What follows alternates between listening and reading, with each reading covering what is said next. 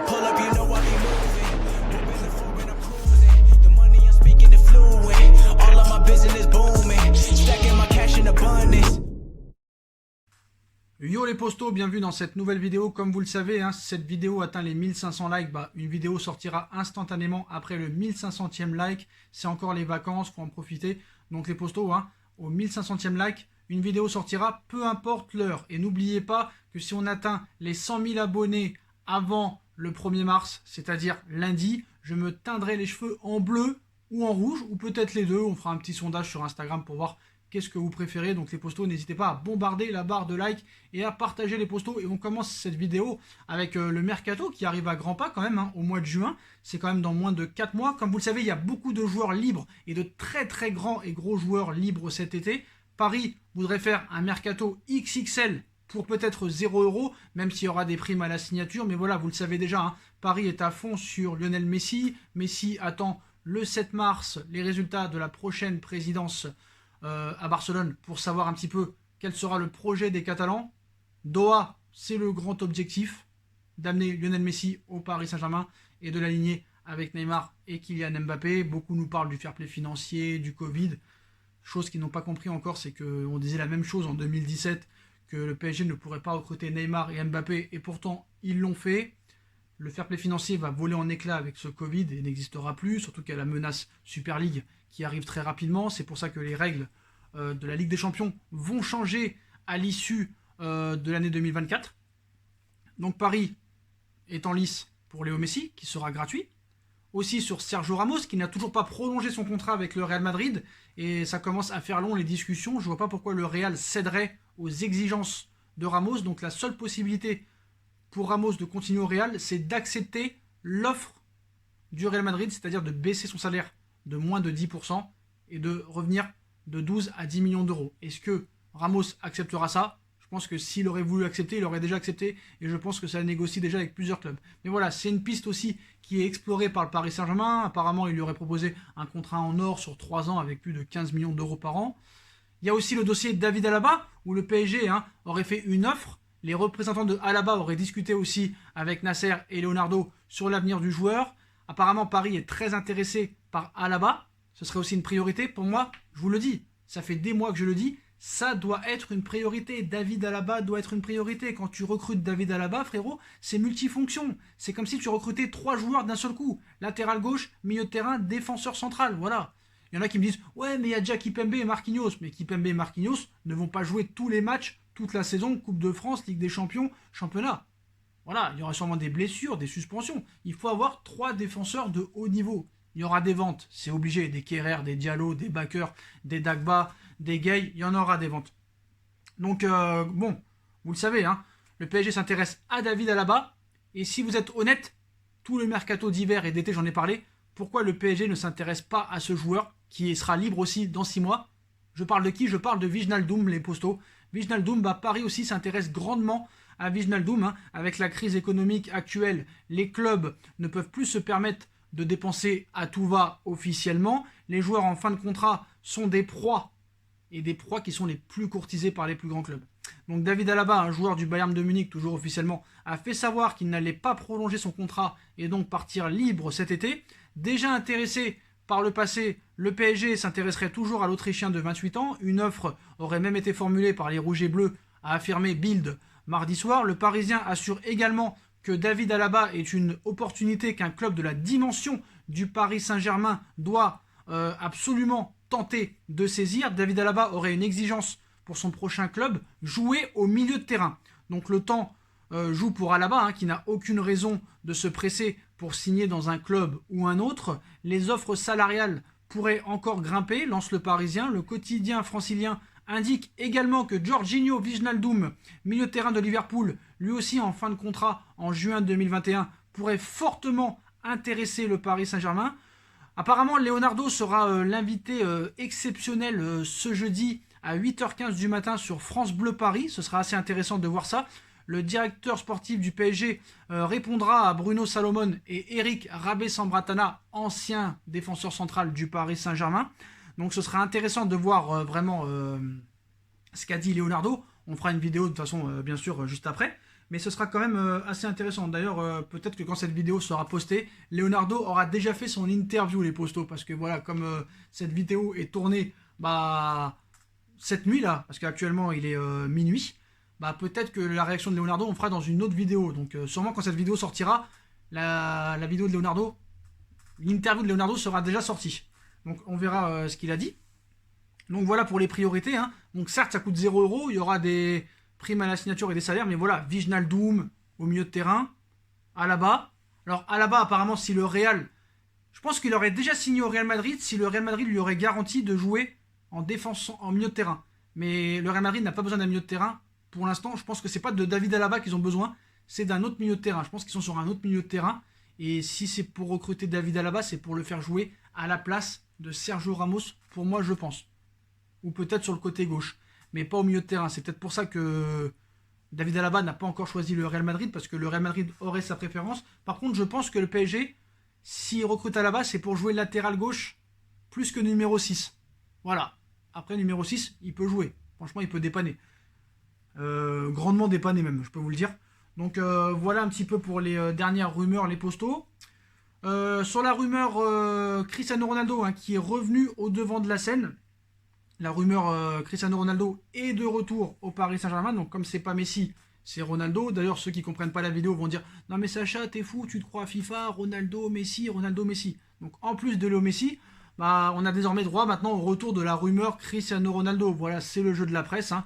En effet, sur 7 Gold ou 7 Gold, le journaliste italien Fabio Santini a assuré que le Portugais souhaitait rejoindre la capitale française. Donc ce journaliste a assuré en disant « CR7 a demandé à son agent Jorge Mendes de quitter la Juve pour une nouvelle aventure. Cristiano Ronaldo compte aller en France au Paris Saint-Germain. » Bien sûr, il faut prendre ça avec des pincettes, hein, surtout depuis l'épisode David Valdearena de 2019. Hein, voilà, chacun veut faire son buzz, voilà, en assurant des choses, alors que vraiment, il y a peu de chances que Ronaldo arrive cet été au Paris Saint-Germain. Surtout que, à la différence de Messi, il n'est pas libre. Il y aura un coût de transfert et aussi le salaire. Donc je pense que Paris, pour l'instant, aura plus d'intérêt à faire Messi que Ronaldo. Même si moi, s'il y a un choix à faire, je préférais Ronaldo. D'ailleurs, j'ai toujours dit que Paris aurait dû recruter Ronaldo en 2017 et non Neymar. Voilà, Ronaldo aurait été beaucoup plus fiable au niveau sur le terrain, au niveau des stats, au niveau des buts. Il n'y aurait pas eu de blessure et Paris peut-être aurait eu sa Ligue des Champions, voire peut-être 2. Donc voilà les postos. Donc voilà la nouvelle rumeur Cristiano Ronaldo au PSG. Hein, à prendre bien sûr avec des pincettes. Sur le dossier, les postos, Kylian Mbappé. Donc comme vous le savez, hein, Paris est quand même positif sur une éventuelle prolongation de contrat. Si jamais il y a prolongation, Mbappé prolongera de 4 années supplémentaires au Paris Saint-Germain. Voilà, c'est le contrat qui a été proposé pour Mbappé. Contrat de 4 ans jusqu'en 2026 avec 25 millions d'euros par an. C'est quand même assez bien quand même. Voilà, je pense que voilà, l'avenir de Kylian Mbappé, comme l'a dit Leonardo. Hein. D'ailleurs, Leonardo, on a les premiers extraits de l'interview de Leonardo qui viennent de tomber. L'avenir de Kylian Mbappé, on arrive au moment de la décision. Depuis qu'il a commencé de Monaco à aujourd'hui, c'est tellement énorme et unique qu'on ne peut pas discuter de ce qu'il l'est ou pas. Il l'est, point. On veut le prolonger. Donc voilà. Donc s'il prolonge, ce sera 4 ans. Donc voilà, ce sera un contrat de 4 ans. Le PSG fera de son mieux pour garder le joueur. Ils veulent le garder à 100%. Donc voilà les postos. Donc c'est assez intéressant de ce que dit Leonardo. Donc après, je ne sais pas s'ils ont vraiment bien traduit la réponse. L'avenir de Kylian Mbappé, on arrive au moment de la décision depuis qu'il a commencé de Monaco à aujourd'hui. C'est tellement énorme et unique qu'on ne peut pas discuter de ce qu'il est ou pas. Il l'est, point. Donc ça veut dire que pour lui et pour le Paris Saint-Germain, Mbappé est énorme et doit rester au Paris Saint-Germain. De toute façon, je pense que Mbappé, pour l'instant, veut rester au Paris Saint-Germain. Il veut gagner cette première Ligue des Champions, il veut battre le record d'Edinson Cavani. Il sait qu'en 1 an et demi, ça va pas être possible, surtout que ses stats en Ligue 1 en ce moment, c'est pas terrible. Voilà, il marque pas 4 buts à chaque match, comme il a pu le faire dans les saisons 2018-2019 ou 2019-2020 ou 2017-2018. Voilà, c'est dans son intérêt. Il sait très bien que le Real n'a peut-être pas l'argent pour l'instant pour le recruter. Il sait qu'il a 22 ans, qu'il a tout le temps de partir. Et est-ce qu'il arrivera à partir? C'est ça aussi, hein, parce qu'il sait très bien que s'il prolonge jusqu'en 2026, il y a de très très très grandes chances qu'il soit cadenassé et enfermé jusqu'en 2026. On connaît la fierté et l'orgueil des Qataris, les postos. Donc voilà, on va pas se mentir. Donc ce sera intéressant de voir ce que dit Leonardo. Donc voilà les postos. Hein. Et d'ailleurs, un petit clash, hein, encore un petit clash sur Pochettino. Parce que selon les informations du Parisien, l'entraîneur argentin ne serait pas un grand fan de Rafinha. Et cela depuis de longues années. Pourquoi? Franchement, je ne comprends pas comment tu ne peux pas aimer Rafinha. Donc moi, je t'invite honnêtement, hein, Poche, je t'invite à regarder les matchs de Rafinha depuis qu'il est arrivé au Paris Saint-Germain. Et je pense que tu pourrais changer d'avis. Ce n'est pas professionnel de dire ça. Donc toi, tu es un grand fan de Gay. Tu es un grand fan d'Herrera. Mais tu n'es pas un grand fan de Rafinha. Donc moi, j'ai envie de te dire, qu'est-ce que tu as envie de faire au Paris Saint-Germain? Tu as envie de nous la mettre encore plus bas que nous l'a mis Tuchel, Emery et d'autres? Qu'est-ce que tu as envie de faire au Paris Saint-Germain? Explique-nous, je sais pas moi. Explique-nous. Parce que comment tu ne peux pas être fan de Rafinha? Comment contre Monaco, tu nous fais un système de jeu comme ça en 4-2-3-1 alors tu sais que ça va pas marcher? Je sais pas, mec, travaille un minimum. Tu dis que tu es un grand expert du travail de vidéo. Frérot, fais plus de travail que ça, parce que déjà le système de jeu, tu sais très bien que contre des replis défensifs, il faut jouer en 3-4-3 ou en 5-3-2. Mais voilà, malgré des prestations quand même très très très intéressantes de la part de Rafinha en début de saison, bah il ne trouve pas sa place aux yeux de Pochettino dans cette équipe. Hein. Ce mercredi, le quotidien Le Parisien affirme que Mauricio Pochettino n'est pas vraiment convaincu par la capacité du joueur à lui apporter une plus-value dans son effectif. C'est vrai que Gay et Herrera apportent de très grosses garanties à ce niveau-là. Le média régional explique que le coach argentin lui préfère des éléments plus nullissimes, hein, et jugés plus fiables pour lui, comme Herrera ou encore Idrissa Gueye qui ont enchaîné des saisons pleines en Angleterre, alors que Rafinha n'a disputé qu'un exercice à plus de 30 matchs, mais malheureusement pour lui, cet exercice était l'année dernière. L'année dernière, frère, 2019-2020. Donc voilà.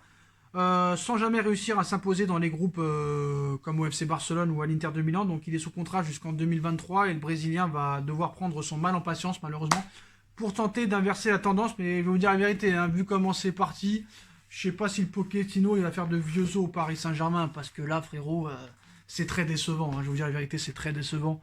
Je suis en train de revoir un peu quelques matchs. Là, j'ai revu le match à Lorient, j'ai re-regardé le match contre Monaco. J'ai regardé 4 fois le match contre le Barça, c'était vraiment un Barça faible, même si ce Barça-là a battu Elche 3-0, mais ça reste Elche. Franchement, je vois pas de zone positive pour Pochettino, et moi je me demande, alors admettons, on va pas faire le pessimiste. Admettons que tu te qualifies contre le Barça, mais que tu perds. Admettons que tu te fais éliminer en quart de finale de Ligue des Champions, que tu ne gagnes pas la Coupe de France et que tu ne finis pas champion. Va-t-il rester ou non? Ancelotti était resté à l'époque. Est-ce que Ancelotti c'est du même niveau que Pochettino? Pas du tout, et loin de là. Donc je pense pas, je sais pas, je ne vois pas faire de vieux os le gars. Je ne le vois pas faire de vieux os. Je pense que quoi qu'il arrive, même s'il arrive tous ses revers, il restera un an de plus. Enfin, il commencera la saison 2019-2020. Mais je pense pas que ce soit le gars qui soit fait pour le Paris Saint-Germain. Malheureusement, à l'heure actuelle, personne n'est fait pour le Paris Saint-Germain parce que c'est Doha qui contrôle ses coachs. Franchement, quand tu vois le Tuchel hier, ou avant-hier, mettre Kai Havertz et Ziyech sur le banc, qui ont été recrutés une fortune, est-ce qu'il aurait mis Neymar et Mbappé sur le banc? Alors il y en a qui vont me dire, oui mais il a mis Mbappé sur le banc contre Marseille en novembre 2018. Ça on sait, mais il l'a plus jamais refait après. Je pense aucun coach n'aura la possibilité de mettre Neymar et Mbappé sur le banc. Alors que lui, il a mis Havertz et Ziyech sur le banc, qui sont quand même deux joueurs très intéressants et qui peuvent apporter dans une équipe. Donc moi j'y crois pas. Voilà, j'y crois pas en ce coach. J'espère me tromper. Regardez-moi entre quatre yeux. Hein, j'espère me tromper et j'espère faire mon mea culpa sur ce coach. Malheureusement, je ne vois rien de bien. Il n'y a pas un match référence à part contre le Barça. Mais est-ce que le Barça, c'est une finalité? Rappelez-vous, en 2017, Unai Emery est un génie. Unai Emery a survolé cette équipe du Barça. Et encore, l'équipe qui a survolé Emery et le PSG en 2017 était beaucoup plus forte sur le papier que celle qu'on a vue il y a une semaine contre le PSG, parce que là-bas t'avais Neymar, t'avais Messi, t'avais Suarez, alors top, t'avais un très gros milieu de terrain avec Rakitic, Busquets et tout. Franchement c'était une plus grosse performance ce 4-0 pour moi encore en 2007 que là, parce que là c'est vraiment un Barcelone faible. Et s'il n'y a pas Messi dans cette équipe contre les petits, même contre les petits, tu t'en sors pas contre les petits. Il y a Messi et les autres contre les petits, parce que Messi contre les gros il ne fait plus rien. Donc voilà les postos, je ne crois pas vraiment en Pochettino, j'espère me tromper. Donc voilà toutes les informations sur le mercato, sur le Paris Saint-Germain et le reste. N'hésitez pas à me dire ce que vous en pensez en commentaire, les postos. N'hésitez pas à bombarder la barre de like. Hein. Aux 1500 likes, on sortira une vidéo instantanément. On fera la vidéo sur l'interview de Leonardo. Et puis voilà les gars, on est toujours là, présent. Hein. On commente, on like, on partage, on s'abonne. N'hésitez pas, hein, si vous voulez participer toujours à la cagnotte PayPal, même si je sais que plus personne ne nous donne, si vous voulez continuer. Hein. On attend toujours d'atteindre le chiffre pour faire cette fameuse formation. Hein. Si les gens peuvent aider, hein, continuez à aider. Vous avez vu que j'ai pas touché à la cagnotte. Hein. J'attends toujours d'avoir la somme initiale pour faire cette formation de montage qui peut vous apporter vraiment de la qualité dans ces vidéos, les postos. Voilà, vous avez No Feeling aussi en description, la chaîne No Feeling si vous voulez vous abonner, c'est ma deuxième chaîne. Et surtout les postos, hein, venez vous abonner sur Instagram. Hein, je vais faire des vidéos sur Instagram, voilà, je pense. Je vais faire des petites vidéos de 2-3 minutes sur Instagram qui pourraient être très intéressantes, les postos. Donc n'hésitez pas aussi à venir me joindre en masse sur Instagram. Beaucoup de vidéos peuvent sortir du matin au soir. N'hésitez pas à venir, les postos. Et puis on se retrouve très vite pour une nouvelle vidéo. Tchuss!